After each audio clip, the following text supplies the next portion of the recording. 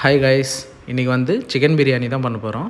எப்படி பண்ணலாம் பார்க்கலாம் வாங்க. ஃபஸ்ட்டு வந்து சிக்கனை வந்து நல்லா வாஷ் பண்ணி எடுத்துக்கிட்டு மிளகாத்தூள் சால்ட்டு போட்டு நல்லா கலந்து ஒரு 20 மினிட்ஸ் வந்து நல்லா ஊற வச்சிடணும். அதுக்கப்புறம் வந்து பிரியாணி பண்ணுறதுக்காக வந்து பிரியாணி பவுல் எடுத்துக்கிட்டு அதில் வந்து ஒரு 200 ml ஆயில் எடுத்துருக்கேன். அதுக்கப்புறம் வந்து இந்த பட்டை, லவங்கம், ஏலக்காய் இதெல்லாம் போட்டு வெங்காயம் வந்து ஒரு 600 கிராம்ஸ் எடுத்துருக்கேன். இந்த 600 கிராம் வெங்காயம் வந்து 1.5 kg பிரியாணிக்கு தான். நல்லா வதக்கி விடணும். இது வந்து நல்லா கோல்டன் ப்ரௌன் கலர் ஆனதுக்கப்புறம் வந்து ஒரு 3 ஸ்பூன் வந்து வெறும் மிளகாத்தூள் வந்து ஆட் பண்ணிக்கணும். இது வந்து நல்லா கலந்து விட்டதுன்னு கொத்தமல்லி, புதினா வந்து ஒரு கைப்பிடி அளவுக்கு வந்து கட் பண்ணி வச்சுருக்கேன். அதையும் வந்து இதில் ஆட் பண்ணிவிட்டு நல்லா வதக்கி விடணும் ஒரு 2 மினிட்ஸ். இதுவும் நல்லா வதங்கினதுக்கப்புறம் வந்து இஞ்சி 100 கிராம்ஸ், பூண்டு 50 கிராம் எடுத்துருக்கேன். இது நல்லா பேஸ்ட் பண்ணி இதுவும் ஆட் பண்ணி ஒரு 2 மினிட்ஸ் வந்து லோ ஃப்ளேமில் வதக்கி விடணும்.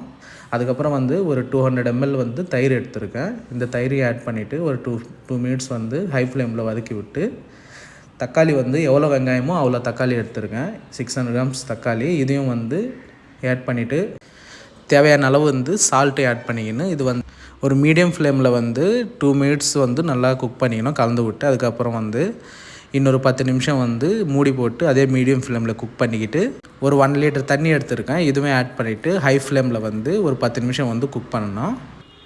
ஒரு 10 மினிட்ஸ் கழித்து மூடியை ஓப்பன் பண்ணி நல்லா கலந்து விட்டுக்கின்னு நம்ம மேரினேட் பண்ணி வச்சுருக்க வந்து ஒரு 1.5 kg சிக்கனை வந்து ஒன்றுனா இதில் ஆட் பண்ணிக்கின்னு நல்லா கலந்து விட்டுக்கணும். இந்த சிக்கனை வந்து பவுல் ஃபுல்லாக ஈவனாக வந்து ஸ்ப்ரெட் பண்ணிக்கணும். அப்போ தான் நல்லா குக் ஆகும்.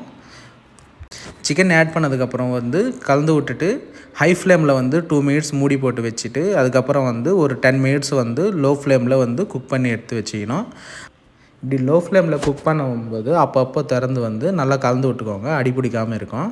அதுக்கடுத்து வந்து தம் போடுறதுக்காக வந்து ரைஸை வந்து பாயில் பண்ண போகிறோம். இதுக்காக வந்து ஒரு 3 லிட்டர் தண்ணி வந்து தனியாக இன்னொரு பவுலில் வந்து நல்லா கொதிக்க வச்சு நல்லா சால்ட் ஆட் பண்ணிக்கணும். நல்லா உப்பு தண்ணி மாதிரி இருக்கணும்.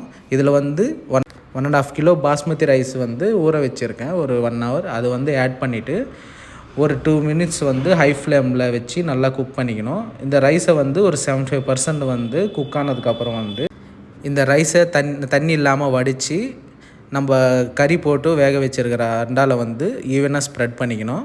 அப்புறம் வந்து தண்ணி நல்லா ரைஸ் முணுகிற அளவுக்கு தண்ணி வர மாதிரி ஒரு 2 கிளாஸ் தண்ணி வந்து நான் எடுத்துருக்கேன்.